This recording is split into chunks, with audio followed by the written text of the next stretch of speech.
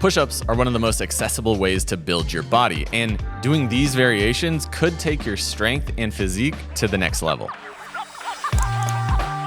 Elevated hand push-up. Not only has full range of motion been shown to build more muscle, by training deeper ranges of motion, we strengthen our connective tissue and build mobility. One simple setup makes the push-up extremely effective, elevating the hands. This can be done with a couple blocks, chairs, or probably the most efficient, parallettes. With the elevation, your chest can now move further down below your hands and cause a deeper stretch of the pecs and front delts. The biceps and triceps have to work through a larger range of motion, and your core has to work harder to not break the straight body line. But to really make this push-up intense, elevate your feet to the height of your hands or even higher. This will naturally shift more weight into your hands, making the intensity go up. And parallettes can be a good option as they place less demands on your wrists and cause the forearms to do more work. As a standard, we want the front of the shoulder to get to wrist height, but you can even push deeper as your body allows. I personally get so much soreness in my chest and my front delts the deeper that I go.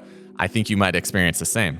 Leaned forward push-up. In calisthenics, they use the pseudo-planche push-up to prepare for the planche. But this can be a great option for anyone who wants to place extra load onto their shoulders. The deltoids, core, and triceps have to work massively in this variation. The most effective way to get your lean is to push forward onto the tops of your feet. With less stability from the feet, more load is put into the shoulders and the upper body. This will actually make you realize how much weight you put into your legs on regular push-ups. And this will naturally make you lean forward. To start, you just want to get your shoulders slightly in front of your hands. But your lean will depend on your body's mechanics and your strength level. Now, the lean forward push-up is all about staying hollow. We want to keep a posterior pelvic tilt in the hips and bias protraction of the shoulder blades. Turn your fingers out to accommodate the lean, and once again, just start with a small lean. Now, if these feel easy, you may be breaking your body line at the bottom. This is how I used to do them. As you progress, you can lean more forward and try to stay more hollow. These will teach you how to stay really tight through your core and shoulders, and they're great for people much like myself who naturally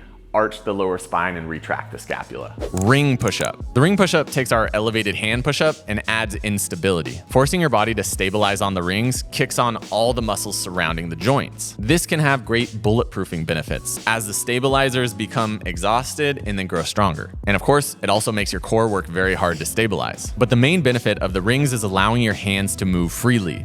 This can let us move the hands and elbows wider as we descend, stretching the chest and shoulders, and then closing them as we push up. Adducting your arm inward to your body is the chest's main job. A lot of people find that the ring push-up allows the mind muscle connection with the pec muscles like no other push-up. Elevate your feet on a box equal to ring height to take this variation to maximum intensity. The standard to hold yourself to is shoulders touching or becoming level to ring height. Archer push-up. This variation biases one arm working at a time, making it very intense. And this is great to overload the muscles and get maximum force production, while also being effective at evening out asymmetries. You want to start with a wide base of your hands and turn the fingers out, thumbs facing forward. You can do them alternating or all on one side. Alternating will challenge your rhythm and balance a bit more, while one side allows you to put all the focus into the strength of that shoulder. The standard you want to hold yourself to is keeping the non-working arm completely straight. Your first time doing these, you'll probably want to bend it to give yourself more assistance. And spreading your feet wide can help you become more comfortable,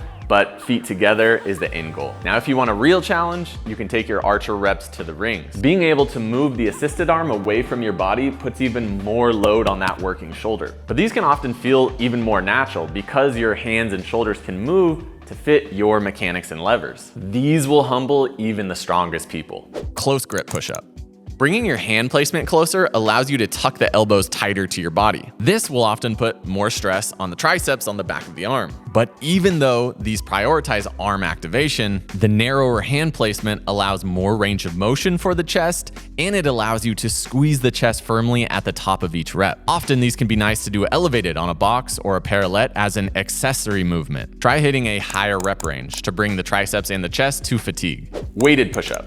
Adding weight to the push-up is the most straightforward way to progress. And you can do this with any previous variation, including regular push-ups on the ground. You can track how much weight you're adding to your body and then make incremental additions as the weeks go by. And what's really nice about a weighted push-up is failure is relatively safe. You just set your chest down on the ground. Placing a weight on your back works just fine, but a weight vest can make that setup really efficient. Now, the value of having different push-ups in your toolbox is varying the intensity. You may want to start your session with a harder weighted or archer variation and do this for low reps. Then move to an easier variation where you can do higher reps and focus on fatiguing the chest, shoulders, and triceps. Or just do different intensities on different days of the week. But notice that these variations of push-ups aren't that different from each other. Small changes can help you target a muscle differently or increase the intensity, but the objective stays the same. Push hard and become stronger.